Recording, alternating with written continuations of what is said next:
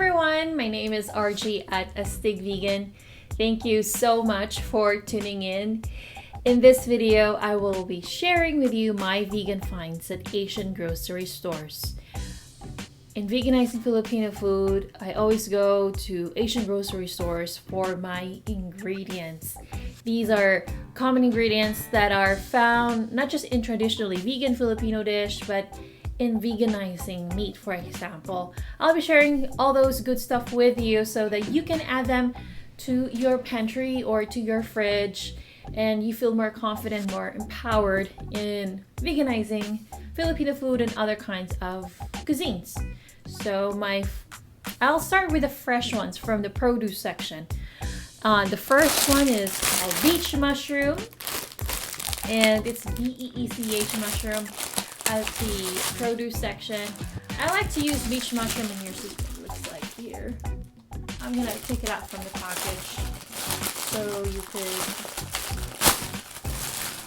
These are so cute. I use them in veganizing sisig.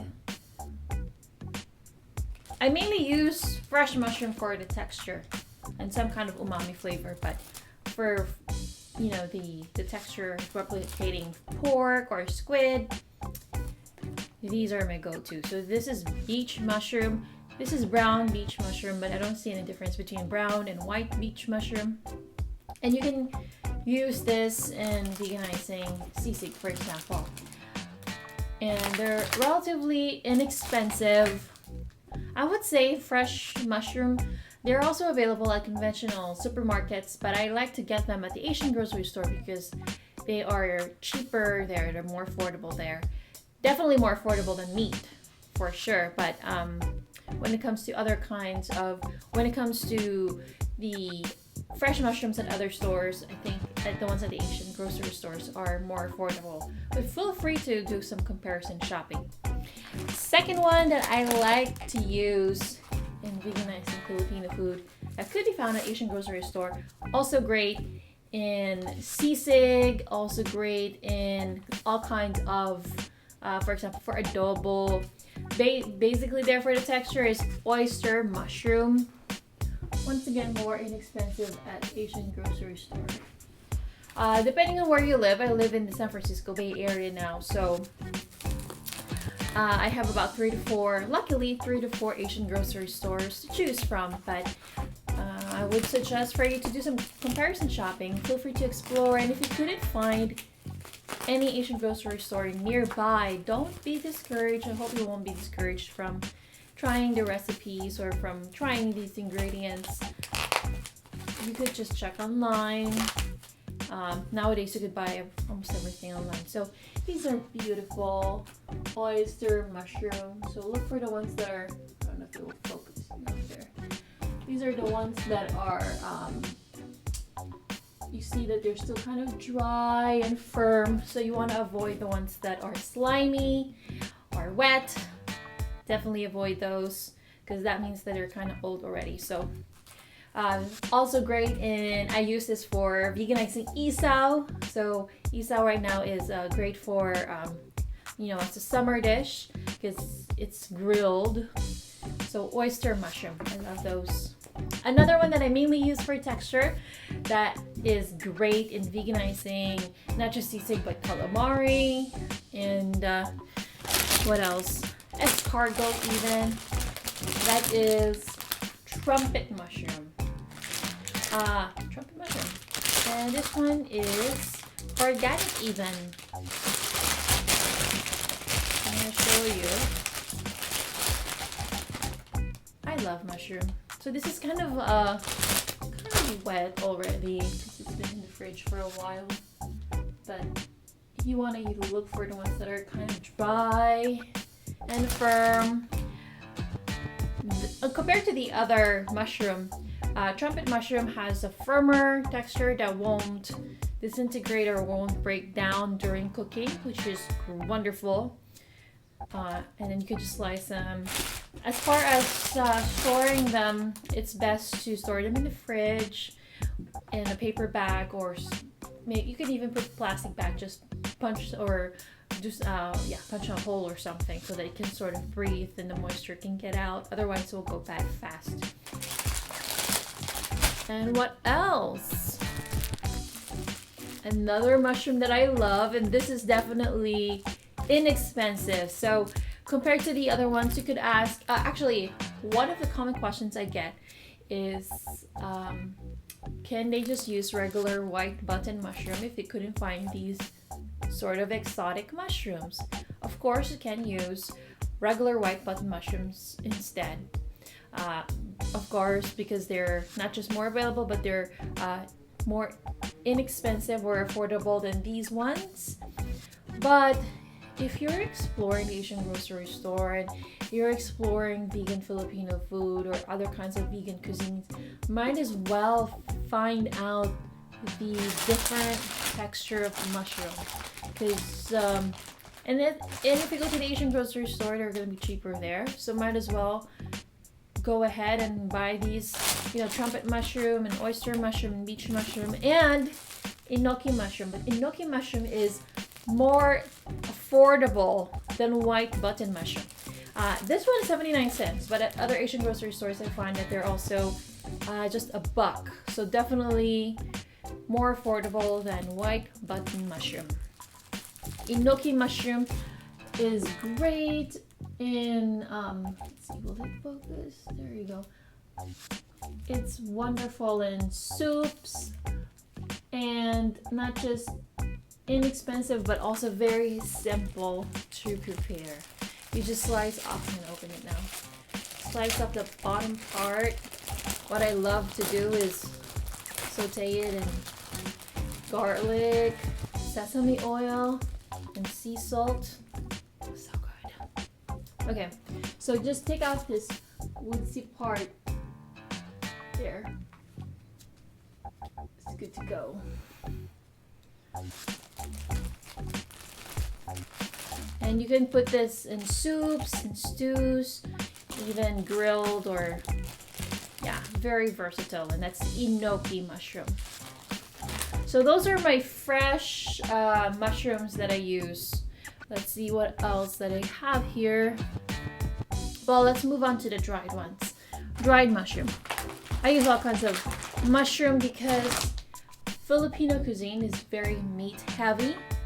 And because of that, I need to figure out a way to veganize without using meat, right? So mushroom is the answer. Mushroom and tofu and wheat gluten, but I'll get to the other ones later. But mushroom is definitely one of the major factors, or one of the major ingredients. Another mushroom is dried shiitake mushroom. So moving on from the fresh to the dried ones.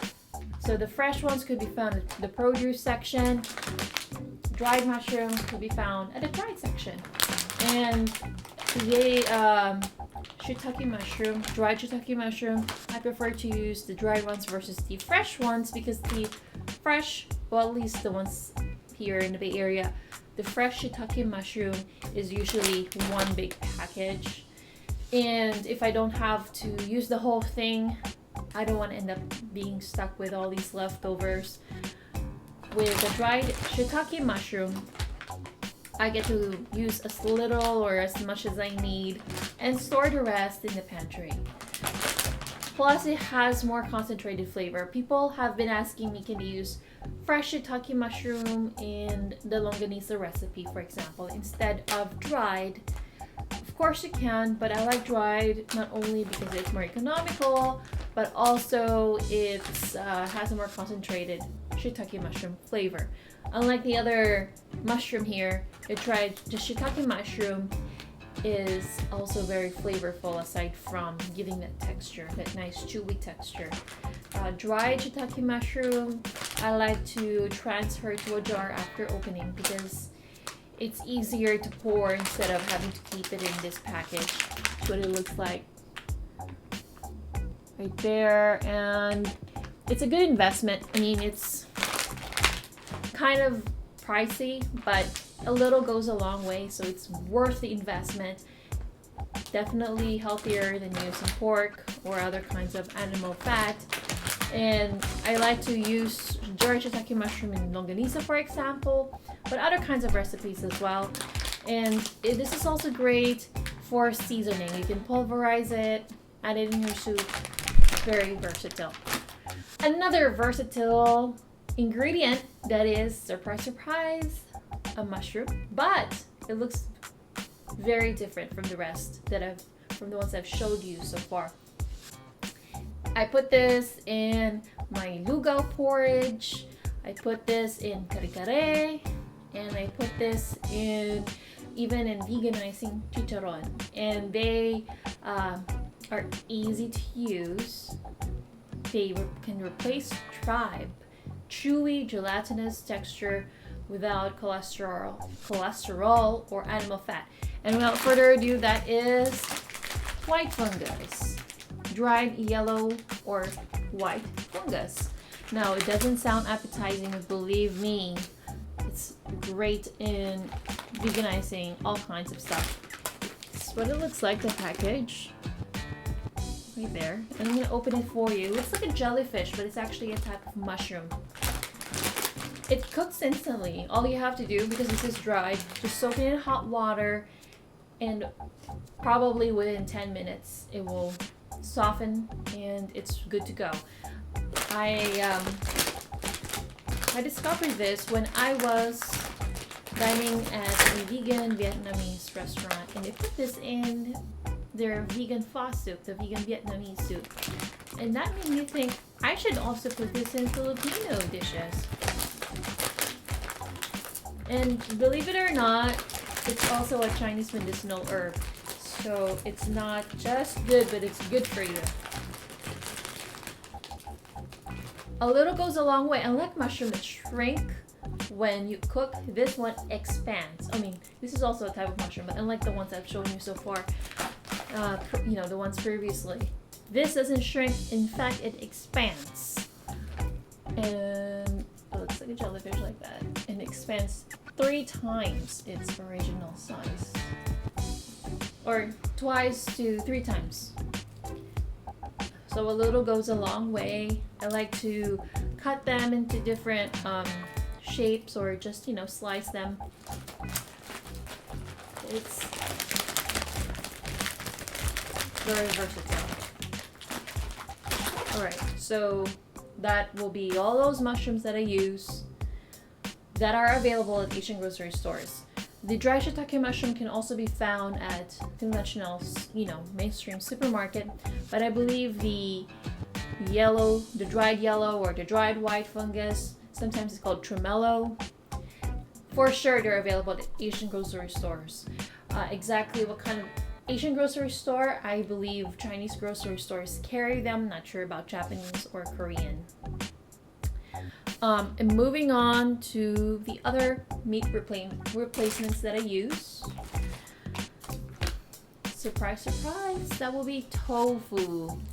Now, the brand that I love to use preferably is Soy. I'm very biased toward it because it's just superior quality. You can taste the difference, and in fact, for me, I can eat it straight from the package, and then don't say that about, don't describe other kinds of tofu like that. Like, I cannot say the same thing with other brands. But because unfortunately Asian grocery stores, they don't carry Soy. The next brand that I buy is Azumaya, and I like to get their extra firm tofu from non-GMO soybeans. And they're available at the produce section as well. And I like this brand because it's organic. I mean, I'm not sure if it's organic, but it's non-GMO soybeans, extra firm, and inexpensive. Great brand, great quality. If you cannot find that brand, feel free to just do some comparison shopping.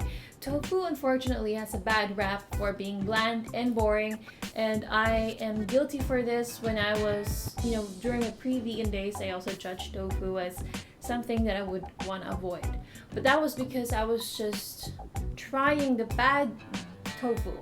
that it's all about the brand of the tofu. So be cautious. Make sure that it's a good brand. Try different kinds and stick to the ones you like. And also another thing, when you use tofu in your dishes and veganizing Filipino food and other kinds of cuisine, you'll notice that it may be bland, but it's a great sponge for flavor. So you could use tofu in sauce, great sponge for your sauces, marinade, and all kinds of seasoning. So as long as you season it well, you will like the tofu. And I usually like to deep fry mine or fry my tofu. The secret to frying tofu: never overcrowd a pan, always fry over high heat. And what else? You want to dry the tofu thoroughly as much as possible, because it's soaking right now in the package, soaking in water or some kind of liquid. So yeah, you always want to pat it dry with a paper towel or clean cloth. And when you have leftover fresh tofu, you just want to soak it in water again and then put it in the fridge. So that's tofu for you. And I use it in different kinds, all kinds of recipes. The next one that is available at the Asian grocery store. This may not be, so tofu may not be a surprise for you, but this one may be a little unique and something you probably haven't heard of before. But I use this in, probably this has the meatiest texture, the closest texture to meat and pork. And that is, without further ado, fresh wheat gluten. So it's a block of cake, but not really like a sweet cake, but it's just like basically a cake or a bread. And it's fresh wheat gluten there. Ingredients: gluten, water, vegetable oil, and baking powder. Obviously, if you're allergic to gluten, you cannot have this. But if you can have gluten, this is the one that I like to get you should try, because it's unseasoned, unlike other mock meats. The problem with pre-seasoned mock meats, at least for me, is that they're pre-seasoned, so it's hard for me to customize it to and absorb the flavor of what I'm trying to veganize. So it may not taste like adobo, for example, if it's already pre-seasoned as something else. It's fresh wheat gluten, and I like to fry them like croutons. So I cut them, I chop them and fry them like croutons. Fry them with a little bit of oil, and I put them to my stews, my soups, and believe it or not, they don't fall apart like bread. It may look like bread, but it doesn't fall apart like bread. It could be tough, but it's chewy as well. That's why it has that nice resistance that is similar to meat. But it's not meat, it's not an animal, it's fresh wheat gluten. Available usually around where the tofu section is. And that's what I like to get. They're usually available at the Asian grocery store. I use it in dishes like menudo, caldereta, and even for lugaw, congee, porridge. Fresh wheat gluten, if you have leftover and you want to store it, just keep it refrigerated. Okay, next, moving on, probably I'll go feature because we've been doing the meat replacements and the savory kinds. How about to the ones that I get for sweets and desserts? Okay. This is moving on from the gluten that is definitely a no-no for those who are gluten-free, to the traditionally gluten-free ingredient, rice flour. So rejoice, people that are gluten-free, you could have this when veganizing Filipino food. I use this for bibingka, Filipino rice cake. And believe it or not, some Filipino desserts are actually traditionally gluten-free because their main ingredient is rice. I like to get the brand Erawan, and has red borders. So the red borders will tell you that it is rice flour, and you would want to avoid the ones that are green because, well, at least from the same brand, Erewhon has the green border for sweet rice flour, which is different from regular rice flour. And regular rice flour is the one that you use for the regular bibingka recipe on the blog. Few followers have tried by mistake the sweet rice flour, and unfortunately, I mean, they still loved it. It's just that it's a different texture, and the difference is that sweet rice flour has a very chewy, gummy. If you have had mochiko or mochi before, that's pretty much what is used. That sweet rice flour. If you don't want that, gummy, chewy texture, then rice flour is the way to go. And this is very inexpensive at the Asian grocery store. I believe just a little under $1. So, and it's for a pound. One recipe of the bibingka calls for half a pound. So this, for $1, can serve 2 servings of the bibingka, which is wonderful.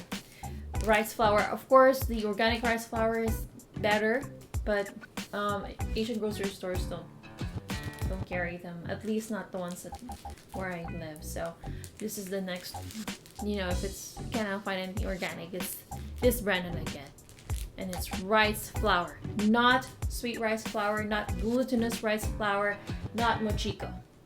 Okay, just want to make that distinction. The next one is Chowco coconut milk. In the Philippines, there are tons of coconut trees, so we use coconut milk in almost anything, both the savory and the sweet. And I like the brand Chowco because it's inexpensive, but it does the job. Avoid the brand that's Chowdo. I don't like that because it's usually watered down. It's cheaper than this, but it's cheaper for a reason, I think. They look almost the same, very identical. Same coconut design, color, and even the font style and font size. So very tricky, but I got the other one and I was very disappointed. So make sure it's Chowco. It's in can, so if you want a more wholesome ingredient, then you can you can make your own coconut milk. I have that recipe for you. I made it for you so you can try something that is wholesome. But if you don't have the time, then Chowco in can will do, or Thai Kitchen, and that's another brand that I like. And coconut milk, I use it in veganizing not just bibingka, but there's also coconut stews, and even sweet coconut soups like ginataang bilo-bilo, for example. And all those recipes are on the blog AstigVegan.com and on YouTube on this channel. So just check that playlist, AstigVegan Cooking, and they're there. The last one, wow, we're almost done here. And the last one that I like to get at the Asian grocery store, and I always have this in the pantry because Filipino food is known for its umami flavor. Aside from, the meat texture, it's all about that umami savory flavor. And the thing is, it can be hard to replicate that without, because basically umami has that sort of MSG-ish flavor. And unfortunately, MSG is not something that's frowned upon in the Philippines. Unfortunately, when you see Filipino moms and even restaurant cooks and chefs, well, I think more like cooks at different like carinderias or eateries, it's not frowned upon to use MSG, unfortunately. But I don't want to go that route, but I still want to have that umami flavor. And the next best thing that I like to use is mushroom seasoning. This is the brand that I like. It's Loco Trading. It has no MSG. It's mushroom powder seasoning. And ingredients: mushroom powder, salt, mushroom extract, vitamin B, and calcium.